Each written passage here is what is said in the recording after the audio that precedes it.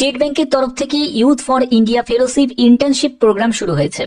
তোমরা অনেকেই আবেদন করতে গেছো, কিন্তু আবেদন করতে গিয়ে বিভিন্ন ধরনের অসুবিধার সম্মুখীন হয়েছো। তো এই ভিডিওর মাধ্যমে তোমাদের সেই সব প্রবলেমগুলো সলভ করব। কিভাবে তোমাদের আবেদন করতে হবে তার জন্য A to Z তথ্য তোমরা এই ভিডিওতে পাবে। তো চলো ভিডিওটা শুরু করছি, প্রত্যেকটি তথ্য তোমাদের কাছে তুলে ধরছি। এখানে আবেদন করার জন্য তোমরা মোবাইলেও করতে পারো, তোমরা চাইলে ডেস্কটপ কম্পিউটারেও তোমরা করতে পারো। এখানে কিভাবে আবেদন করবে তার জন্য দুটো তোমরা অপশন দেখতে পাচ্ছ, লগ ইন নাও, অ্যাপ্লাই নাও। তো লগ ইন নাও অপশনে তোমাকে ক্লিক করতে হবে। এই অপশনে ক্লিক করার পরে তোমাকে একটি মেল আইডি এন্টার করতে হবে, ভ্যালিড মেল আইডি এন্টার করতে হবে। তারপরে তোমাকে কন্টিনিউ অপশনে ক্লিক করতে হবে। তো আমি ভ্যালিড মেল আইডিটা এন্টার করে নিচ্ছি, তারপরে কন্টিনিউ অপশনে ক্লিক করছি। এরপরে কন্টিনিউ অপশনে ক্লিক করতে হবে। কন্টিনিউ অপশনে ক্লিক করছি, তারপরে দেখতে পাবে যে তোমার সেই ভ্যালিড মেল আইডিতে একটি ওটিপি আসবে। সেই ওটিপিটাকে তোমাকে এখানে এন্টার করতে হবে। তো আমি ওটিপিটাকে এন্টার করে নিয়েছি। এরপরে ভেরিফাই অপশনে ক্লিক করব। তো ভেরিফাই অপশনে ক্লিক করার পরে তোমার এখানে দেখতে পাবে তোমাদের কমপ্লিট ইউর প্রোফাইল, অর্থাৎ তোমাকে একটা প্রোফাইল ক্রিয়েট করতে হবে। First name, last name, mail ID, phone number দিতে হবে এবং তোমাকে একটা পাসওয়ার্ড ক্রিয়েট করতে হবে, কনফার্ম পাসওয়ার্ড করতে হবে। তো আমি এগুলোকে এন্টার করে নিচ্ছি। এরপরে তোমাকে স্টার্ট ইউর জার্নি অপশনে ক্লিক করতে হবে। তো স্টার্ট ইউর জার্নি অপশনে ক্লিক করলাম। স্টার্ট ইউর জার্নি অপশনে ক্লিক করার পরে তারপরে দেখতে পাবে যে অপরচুনিটিজ ইন ফোকাস, এই অপশনে তোমাকে ক্লিক করতে হবে। ক্লিক করার পরে অ্যাপ্লাই নাও অপশনে ক্লিক করতে হবে। এবার তোমার সম্পূর্ণ আবেদন শুরু হলো। এখানে তোমরা দেখতে পাবে গেটিং টু নো ইউ, অর্থাৎ তুমি যে মানে প্রোফাইল ক্রিয়েট করার সময় তোমার mobile number, mail ID, name যেগুলো যেগুলো তুমি ফিল আপ করেছিলে সেগুলোই কিন্তু এখানে চলে আসবে। তো এগুলো দেখে নেবে, একবার চেক করে নেবে। অল্টারনেট ইনফরমেশন, অল্টারনেট ইনফরমেশনে তোমরা চাইলে এক্সট্রা তোমাদের মেল আইডি যদি থাকে সেটা তুমি এন্টার করতে পারো। তোমাদের এক্সট্রা যদি মোবাইল নাম্বার থাকে তাহলে সেটাও তুমি এন্টার করতে পারো, বাট এটাকে তুমি ছেড়েও দিতে পারো, কোনো অসুবিধা নেই। এর পরবর্তী হচ্ছে যে তোমার জন্ম তারিখ এখানে মেনশন করতে হবে। তো জন্ম তারিখ আমি মেনশন করছি।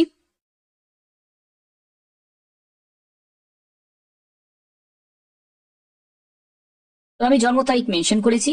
এরপরে হচ্ছে যে ক্যান্ডিডেট মেল না ফিমেল সেটা মেনশন করতে হবে। তো আমি সেটা সিলেক্ট করে নিয়েছি। এরপরে ম্যারিটাল স্ট্যাটাস সেটা সিলেক্ট করে নিয়েছি। এরপরে সিটিজেনশিপ ইন্ডিয়ান সিলেক্ট করে নিয়েছি। এরপরে হচ্ছে সিটি, সিটি তোমাকে এখানে টাইপ করতে হবে। তুমি সিটি যখন টাইপ করবে এখানে আমি কলকাতা, ওয়েস্ট বেঙ্গল, ইন্ডিয়া পেয়ে গেলাম। তো এটাকে আমি সিলেক্ট করে নিলাম। এরপরে হচ্ছে share your social media handles. তো এখানে তোমাদের সোশ্যাল মিডিয়ার তার ইউআরএলটাকে পেস্ট করতে বলছে। যদি তুমি না দিতে চাও তাহলে তুমি এখানে এনএ টাইপ করে দেবে, যে কোনো একটিতে তোমাদের এনএ টাইপ করে দিতে হবে। তাও আমি নট অ্যাপ্লিকেবল এটা আমি টাইপ করে দিলাম। ঠিক আছে, হয়ে গেল। এরপরে হচ্ছে মোস্ট কমফোর্টেবল ল্যাঙ্গুয়েজ তোমাকে সিলেক্ট করতে হবে। তো এখানে মোস্ট কমফোর্টেবল ল্যাঙ্গুয়েজ আমি বেঙ্গলি সিলেক্ট করছি। তো বেঙ্গলি আমি সিলেক্ট করে দিলাম। ওকে, তারপরে স্পিকের জায়গাটা টিক দেবে, রিডের জায়গাটা টিক দেবে এবং রাইটের জায়গাটা টিক দিতে হবে। ঠিক আছে, এরপরে তোমাকে এখানে যে accessibility and equal opportunity policy যে জায়গাটা আছে সেই জায়গাটায় কিন্তু তোমাকে নো করে দিতে হবে। এরপরে তোমাকে কন্টিনিউ অপশনে তোমাকে ক্লিক করতে হবে। কন্টিনিউ অপশনে ক্লিক করার পরে তোমাদের একাডেমিক ব্যাকগ্রাউন্ডের একটা জায়গা চলে আসবে। একাডেমিক ব্যাকগ্রাউন্ডে তোমার স্পেশালাইজেশন তোমাকে সিলেক্ট করতে হবে, অর্থাৎ তুমি যদি আর্টস নিয়ে, সায়েন্স নিয়ে বা কমার্স নিয়ে করে থাকো সেটা তুমি সিলেক্ট করবে। আদার্স যদি থাকে তাহলে আদার্স নিয়ে সিলেক্ট করবে। তো আমি আর্টসটা সিলেক্ট করে নিলাম। এরপরে হচ্ছে তোমার কোয়ালিফিকেশন, এখানে গ্রাজুয়েশন সিলেক্ট করে নেবে। তোমার ডিগ্রি, তোমার এখানে ইনস্টিটিউট নেম, তোমার কলেজের নাম এখানে সিলেক্ট করতে হবে। তো আমি এখানে শ্রীরামপুর কলেজ, শ্রীরামপুর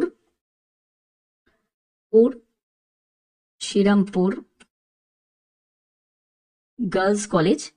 তো শ্রীরামপুর গার্লস কলেজ, দেখো শ্রীরামপুর গার্লস কলেজ আমি যখনই সার্চ করলাম আমি পেয়ে গেছি শ্রীরামপুর গার্লস কলেজ। এরপরে ডিগ্রি সে হচ্ছে বিএ অনার্স করেছে। তো আমি এখানে অনার্স দিয়ে দিলাম। ঠিক আছে, হয়ে গেল, বিএ অনার্স, ক্লিয়ার। এরপরে স্পেশালাইজেশন, কিসের সে স্পেশালাইজেশন, মানে যদি তোমার অনার্স থাকে তাহলে অবশ্যই সেই সাবজেক্টটা কিন্তু এখানে মেনশন করতে হবে। তো এখানে হিস্টোরি দিয়ে দিলাম। ঠিক আছে, ক্লিয়ার এটা। এরপরে হচ্ছে তুমি কোন ইয়ারে তুমি জয়েন করেছো, মানে গ্রাজুয়েশনের জন্য জয়েন করেছো এবং কোন ইয়ারে তোমার গ্রাজুয়েশন কমপ্লিট হয়েছে সেটা তোমাকে ইয়ার মান্থটা মেনশন করতে হবে। তো আমি এখানে ইয়ার মান্থটা আমি মেনশন করছি 2018 ফেব্রুয়ারি। ঠিক আছে, এবার শেষ হয়েছে গ্রাজুয়েশন 2021 জুনেতে। তো এটা হলো তাদের গ্রাজুয়েশন কমপ্লিট হয়েছে। এরপরে তোমাকে সেভ অপশনে ক্লিক করতে হবে। তো আমি সেভ অপশনে ক্লিক করলাম। যদি তোমাদের কিছু মডিফাই করা থাকে তাহলে তুমি এডিট অপশনে ক্লিক করে তোমাকে এখানে মডিফাই তুমি করে নিতে পারবে। এবার তোমাকে কন্টিনিউ অপশনে ক্লিক করতে হবে। কন্টিনিউ অপশনে ক্লিক করার পরে প্রফেশনাল ব্যাকগ্রাউন্ড, দেখো টোটাল ওয়ার্ক এক্সপিরিয়েন্স, এই জায়গাটা তোমার যদি কোনো এক্সপিরিয়েন্স না থাকে, তুমি যদি একজন ফ্রেশার্স ক্যান্ডিডেট হয়ে থাকো, নো ওয়ার্ক এক্সপিরিয়েন্স এর অপশনে ক্লিক করতে হবে। হয়ে গেল। এর পরবর্তী কি আছে? এর পরবর্তী হচ্ছে have you taken a gap any time between your education, অর্থাৎ তোমার এডুকেশন চলাকালীন তোমার কি কোনো রকম কোনো গ্যাপিং হয়েছিল, মানে তোমার 6 মাস, 1 বছর কি 2 বছর, কেন হয়েছিল সেটা তোমাকে মেনশন করতে হবে। যদি হয়ে থাকে তাহলে ইয়েস বলে লিখে এখানে কিন্তু তোমাকে সম্পূর্ণ ডিটেলসটা দিতে হবে, কারণটা তোমাকে এখানে টাইপ করতে হবে। আর যদি না গ্যাপ থাকে, তুমি যদি কন্টিনিউ করে থাকো, তাহলে অবশ্যই এখানে নোতে গিয়ে ক্লিক করে দেবে। এরপরে তোমাকে কন্টিনিউ অপশনে ক্লিক করতে হবে। এরপরে হচ্ছে তোমার ভ্যালেন্টিয়ার, তোমার এক্সপিরিয়েন্সের কথা বলা হচ্ছে, তো এই জায়গাটা তোমাকে নো করতে হবে এবং এখানে কন্টিনিউ অপশনে ক্লিক করতে হবে। এরপরে এই স্টেপটা কিন্তু খুব ইম্পর্টেন্ট। এই স্টেপে কিন্তু তোমাকে তোমার মতামতটা জানতে চাওয়া হয়েছে। এখানে মতামত মানে কি, আমি ধরো কোনো জায়গায় টাইপ করে দিলাম, সেটাকে তুমি কপি করলে 50 জন কপি করে দিল, তাহলে 50 জনের আবেদনই কিন্তু বাতিল হয়ে যাবে। এখানে তোমার মতামতটা জানতে চাইছে, তো তোমার পয়েন্ট অফ ভিউতে তুমি কি এই প্রশ্নগুলোর উত্তরটা তুমি কিভাবে দেবে।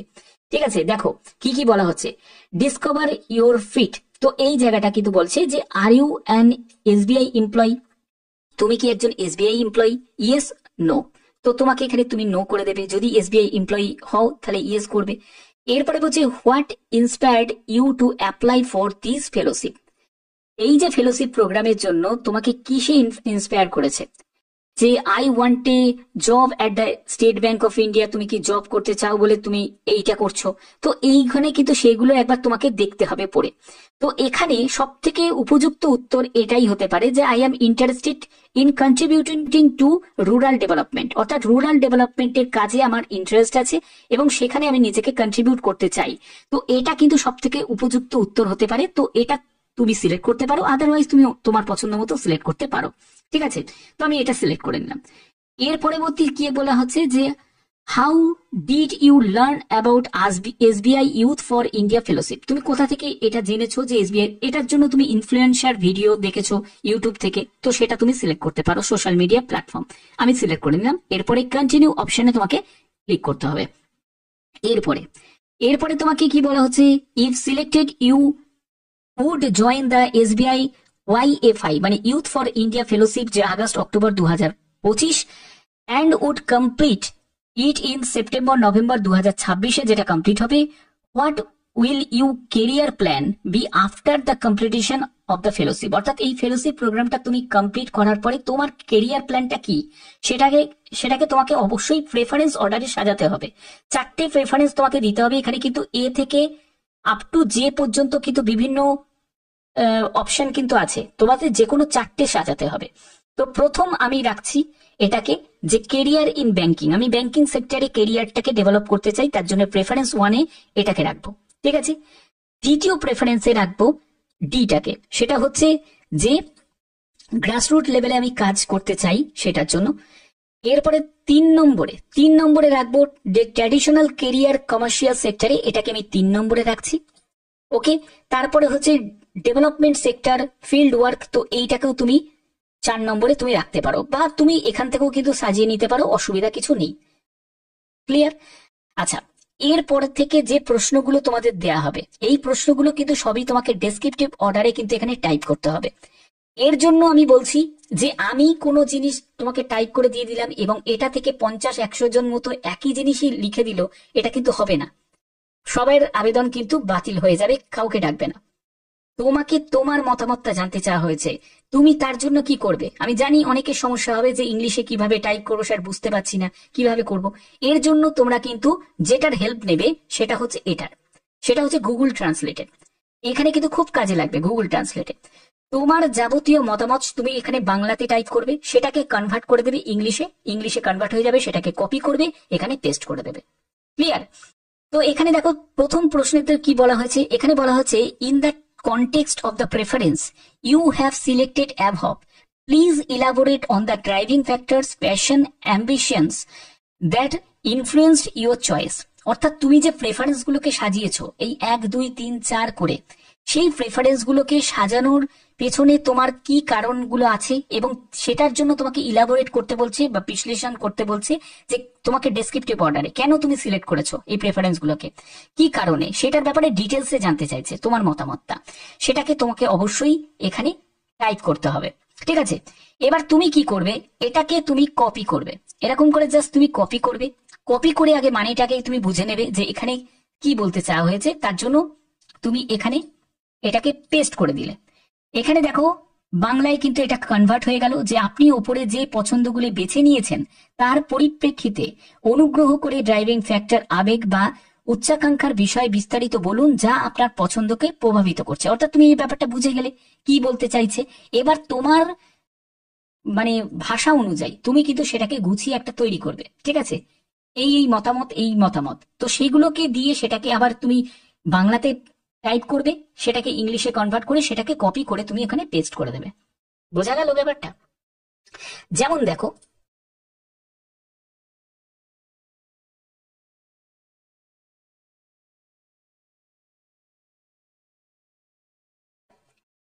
এর পরবর্তী প্রশ্নটি হচ্ছে, we genuinely appreciate your interest in joining the SBI youth for India Fellowship Program and contributing to the country's social development. Given the competitive nature of the fellowship, approximately 2% of the applicants will be selected.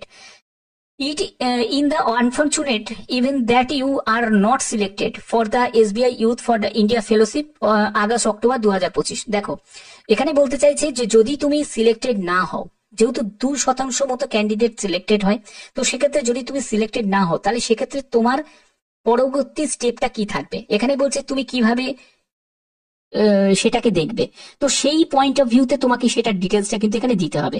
তো আমি এই জায়গাটায় কিন্তু কিছু একটা type করেছি, তো এই জায়গাটায় এই টাইপটা আমি জাস্ট কপি করব, ঠিক আছে। এইখানে টাইপটা কপি করব, কপি করে এখানে জাস্ট আমি পেস্ট করে দেবো। ক্লিয়ার?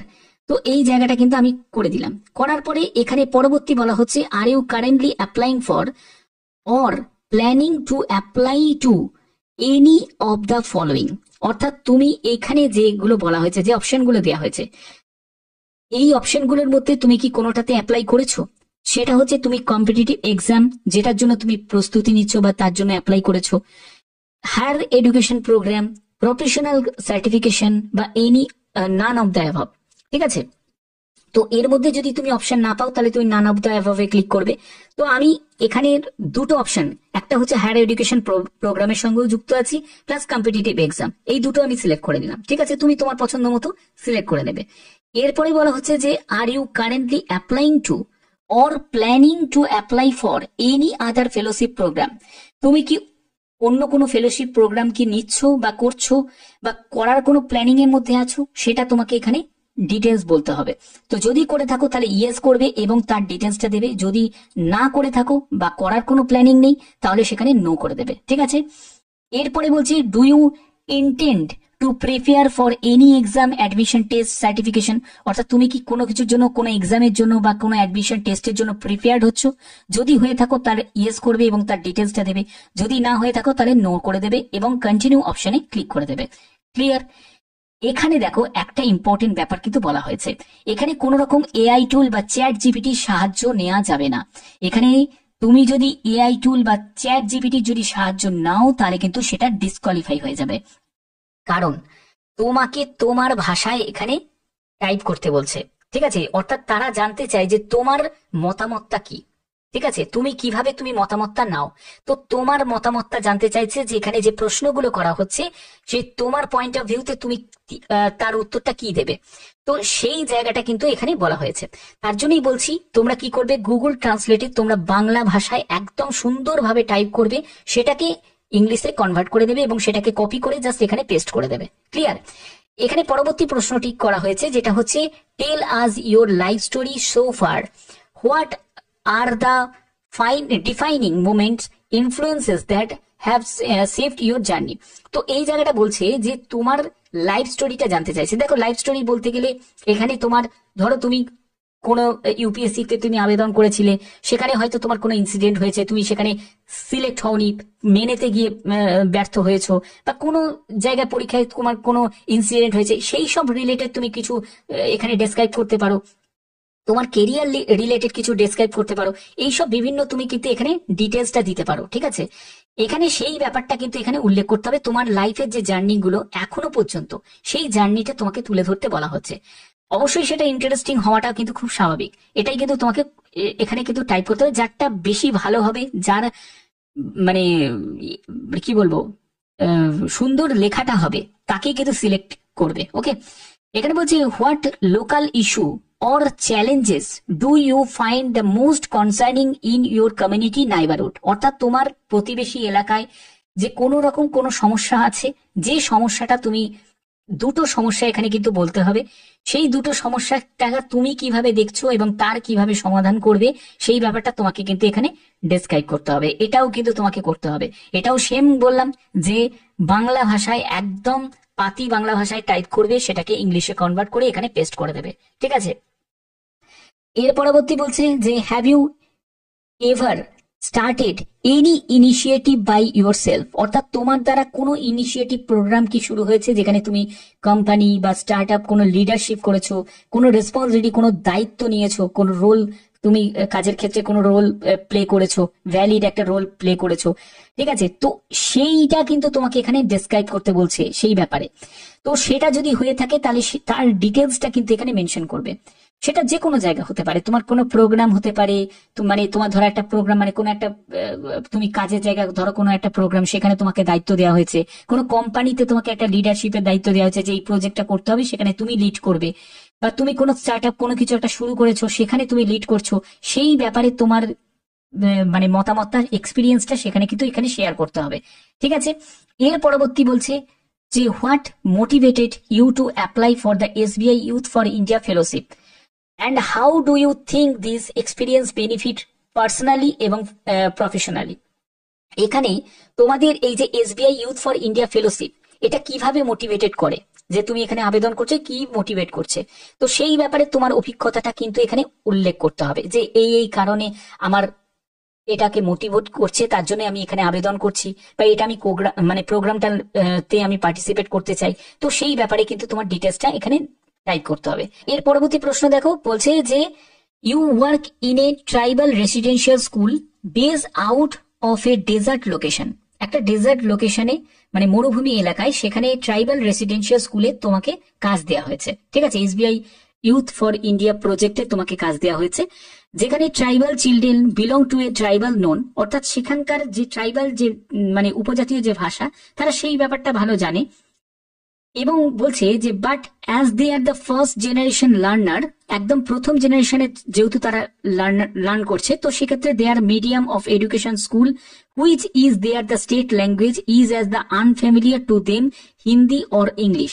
তারা হিন্দি আর ইংলিশের ব্যাপারে তাদের কোনো জ্ঞান নেই, কিন্তু তারা তাদের যে উপভাষা আছে সেই ব্যাপারে তারা জানে, সেই ব্যাপারে যদি তাকে বুঝিয়ে দেওয়া হয়, সেই ব্যাপারটা সে সহজেই বুঝতে পারছে।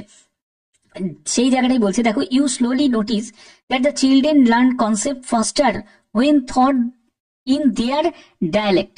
অর্থাৎ যদি তার উপজাতীয় ভাষায় যদি তাকে বোঝানো হয়, সেখানে সে বুঝে যাচ্ছে, কিন্তু তাকে যদি অন্য রাষ্ট্র ভাষায় যদি শেখানো হয়, মানে হিন্দি বা ইংলিশে যদি শেখানো হয়, তাহলে কিন্তু সে তার বুঝতে অসুবিধা হচ্ছে। এই ব্যাপারে তোমার পদক্ষেপটা কি, এই ব্যাপারে তুমি কি কি পদক্ষেপ গ্রহণ করবে, সেই ব্যাপারটা কিন্তু এখানে ডেসক্রাইব করতে হবে। ব্যাপারটা বোঝা গেল? তো এটাকেও কিন্তু তোমাদের জাস্ট কি করতে হবে, কপি করবে, কপি করে জাস্ট পেস্ট করবে, এবং তার ডিটেলসটা ভালো করে বুঝে নিয়ে তারপরে তোমার ভাষায় এটাকে টাইপ করবে বাংলাতে, এবং ইংলিশে কনভার্ট করে সেটাকে কপি করে জাস্ট এখানে পেস্ট করে দেবে। ক্লিয়ার হয়ে গেল? এরপরে তোমাদের কি করতে হবে দেখো, এর পরবর্তী স্টেপ হচ্ছে হেলথ অ্যান্ড ওয়েলবিং।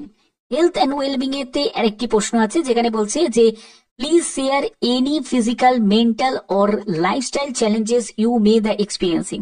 অর্থাৎ তুমি দেখো, এখানে তোমাদের কাজ করতে গেলে ফিজিক্যালি ভাবে, মেন্টালি ভাবে সেটা তোমাকে স্ট্রং হতে হবে, বা এই কাজগুলোকে তুমি কিভাবে দেখছো, তোমার অভিজ্ঞতা কি, বা তুমি কিভাবে তুমি এই ফেলোশিপ প্রোগ্রামটা করবে, সেই ব্যাপারে তোমার সম্পূর্ণ ডিটেলসটা তোমাকে কিন্তু এখানে উল্লেখ করতে হবে। যদি করতে চাও তাহলে ইয়েস করবে, যদি না করতে চাও তাহলে নো করতে পারো, এখানে কিন্তু অপশন দেয়া আছে। ঠিক আছে, এরপরে তোমাকে কি করতে হবে, এরপরে তুমি সাবমিট অপশনে ক্লিক করতে পারো। সাবমিট অপশনে ক্লিক করবে। রেফারেন্স ইনস্ট্রাকশনটা কিন্তু খুব ইম্পর্টেন্ট। এখানে দুটো স্টেপ মানে থাকছে, দেখো এখানে একটা প্রফেশনাল রেফারেন্স আর একটা হচ্ছে একাডেমিক রেফারেন্স। যদি তোমার প্রফেশনাল রেফারেন্স যদি না থাকে, তুমি যদি একজন ফ্রেশার্স ক্যান্ডিডেট হয়ে থাকো, তাহলে প্রফেশনাল রেফারেন্স তুমি কিভাবে দেবে, তখন তুমি একাডেমিক রেফারেন্সও দুজন দিতে পারো। ঠিক আছে, মানে এখানেও একাডেমিক রেফারেন্সের নাম্বার, তার ডেজিগনেশন দিয়ে দিতে পারো, আর এখানেও তুমি দিয়ে দিতে পারো। ঠিক আছে, অসুবিধা কিছু নেই। এই জায়গাটাই বলে দিয়েছে, দেখো বলছে এখানে বলেছে, হ্যাঁ, please note the recommendation provided by your friend family members shall be rejected and not consider. অর্থাৎ তুমি যদি ফ্যামিলি মেম্বারের নাম তার ডিটেলস দাও বা ফ্রেন্ডের যদি নাম ডিটেলস দাও, তাহলে কিন্তু সেটা রিজেক্ট হয়ে যাবে, সেটা কিন্তু কোনো রকম ভাবে রিকমেন্ডেশন নেওয়া হবে না। ক্লিয়ার? এখানে বলা হচ্ছে যদি if you are a fresher, তুমি যদি একজন ফ্রেশার ক্যান্ডিডেট হয়ে থাকো, you can obtain a professional recommendation from any organization where you have interned or volunteered। ঠিক আছে, যেখানে তুমি ইন্টার্ন করেছো বা ভলেন্টিয়ার করেছো সেইখান থেকেও কিন্তু তুমি প্রফেশনাল রেকমেন্ডেশনের তুমি ডিটেলস নিতে পারো। ঠিক আছে, if no such opportunity is available, যদি তোমার সেই রকম অপরচুনিটি যদি না থাকে, তাহলে you can submit the 2 academic reference. তাহলে দুটো একাডেমিক রেফারেন্স হলেও কিন্তু হয়ে যাবে। ঠিক আছে, বলছে if you are a working professional contact your college university প্রফেসরের সাথে তোমাকে যোগাযোগ করতে বলছে, সেখান থেকেও কিন্তু তুমি দুটো প্রফেশনাল রেফারেন্সের নাম মানে নাম্বার, তার ডিটেলস কিন্তু তুমি জোগাড় করে এখানে এন্টার করতে পারো। ঠিক আছে, তো এইগুলো কিন্তু এখানে বলেই দিয়েছে, তো অবশ্যই সেটা কিন্তু তোমাদের প্রয়োজন। তো দেখো এগুলো তোমাদের প্রয়োজন আছে, রেফারেন্স ছাড়া কিন্তু এখানে হবে না, এখানে রেফারেন্স লাগবে। তবে প্রফেশনাল রেফারেন্স না থাকলেও তোমার একাডেমিক রেফারেন্স হলেও কিন্তু হয়ে যাবে, এবং তার নাম, তার লাস্ট নেম, তার mail ID, contact number, designation, institute, organisation এবং রিলেশনশিপ তোমাকে এখানে মেনশন করতে হবে। প্রফেশনাল যদি না থাকে, দুটো একাডেমিক দিয়ে দিলেও কিন্তু হয়ে যাবে। ঠিক আছে, শুধু মাথায় রাখবে ফ্যামিলি মেম্বার বা ফ্রেন্ডস এর কিন্তু দিলে হবে না। ক্লিয়ার? আচ্ছা, রেফারেন্স গুলোকে তো দেখতে পাচ্ছ যে আমি রেফারেন্স গুলোকে ফিল আপ করে নিয়েছি। রেফারেন্স গুলোকে ফিল আপ করার পরে তারপরে তোমাকে কন্টিনিউ অপশনে ক্লিক করতে হবে। কন্টিনিউ অপশনে ক্লিক করার পরে তোমাকে দেখতে পাচ্ছ এখানে দেয়া আছে যে আর ইউ শিওর, অর্থাৎ তুমি কি শিওর আছো যে তুমি যে ফর্মটা ফিল আপ করলে সেগুলো সম্পূর্ণ ঠিক। তো এখানে ইয়েস আই এম শিওর, তো এই জায়গাটা তোমাকে ক্লিক করতে হবে। এই জায়গাটা ক্লিক করার পরে তোমাকে আপলোড ইওর প্রোফাইল পিকচার, অর্থাৎ পিকচার আপলোড করতে হবে। যে ব্যক্তি আবেদন করছে তার পিকচার আপলোড করতে হবে। ঠিক আছে, এবং তোমাকে চুজ ইওর আইডি প্রুফ, সেখানে তুমি pan card, ration card, voter ID, driving licence, student ID card, তারপরে ওসিআই কার্ড, পাসপোর্ট, আদার আইডি তোমার হলেও কিন্তু হয়ে যাবে, কোনো অসুবিধা এখানে নেই। এবং তোমরা প্রিভিউ এন্ড সাবমিট করতে পারবে। তো এই হলো তোমাদের ফর্ম ফিল আপের মেন পর্ব, যেটা একদম অন্তিম পর্ব, সেটা হচ্ছে এটা, যেখানে তোমাকে এখানে ফটো আপলোড করতে হবে। দেখতেই পাচ্ছ, আপলোড ইওর প্রোফাইল পিকচার, সেটা আপলোড করতে হবে। এরপরে তোমাকে আইডি, যে কোনো একটি আইডি তোমাকে আপলোড করতে হবে। ওকে, সেটা তুমি যখনই তুমি সিলেক্ট করবে, যেমন ধরো আমি যদি ভোটার আইডি সিলেক্ট করি, তো এখানে ভোটার আইডি আমাকে আপলোড করতে হবে। এটা করার পরে আর কিছু করতে হবে না, প্রিভিউ এন্ড সাবমিট করলেই কিন্তু তোমাদের এই ফর্ম ফিল আপ তোমাদের সাবমিট হয়ে যাবে। আশা করি এই ভিডিওর মাধ্যমে প্রত্যেকটি তথ্য তোমাদের কাছে তুলে ধরলাম। এরকমই গুরুত্বপূর্ণ আপডেট প্রতিনিয়ত আমার চ্যানেলের মাধ্যমে আমি প্রোভাইড করে থাকি। গুরুত্বপূর্ণ আপডেট পাওয়ার জন্য অবশ্যই চ্যানেলটাকে সাবস্ক্রাইব করে রাখবে, বেল আইকনটাকে অল করে রাখবে। এখনের মধ্যে এটুকুই, টাটা।